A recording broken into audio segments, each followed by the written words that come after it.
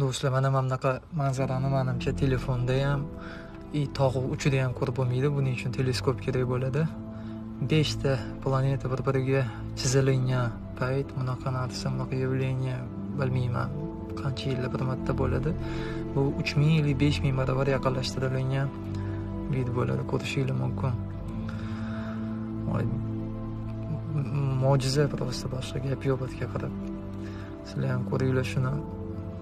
Har doim ham imkoniyat bo'lmaydi bu narsani saqlab qo'yish kerak. Plus bu planetani ham ko'rishingiz mumkin. Bemalol ko'zga ko'rinyapti. Otini kim bilsa yozib qo'yinglar. Gap yo'q.